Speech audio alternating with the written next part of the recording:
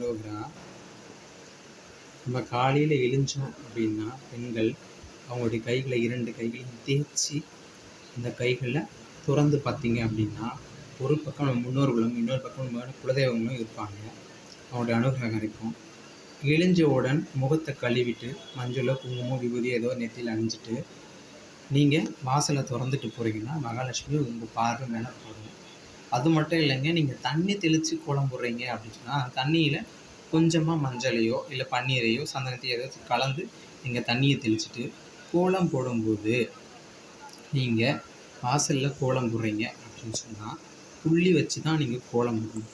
ஏன்னா அந்த புள்ளிக்குள்ளே நீங்கள் எத்தனை உறவுகளை வச்சுருக்கீங்க, எத்தனை இறைவன்களை வழிபடுறீங்க அப்படின்னு இருக்குது. அந்த புள்ளியை பார்த்து தான் மகாலட்சுமி இன்னமும் வாசம் செய்ய விடுவாங்க.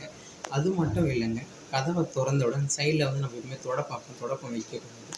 கல்லுப்பை வச்சு கல்லுப்பில் கொஞ்சம் 2-3 மிளகு, ஒரு மிளகாய் அப்படி வச்சிங்க அப்படின்னு சொன்னால் கந்திஷ்டிகள் போகும். அது மட்டும் இல்லை, மகாலட்சுமி வாசம் செய்வாங்க. நம்ம இறக்குறவங்க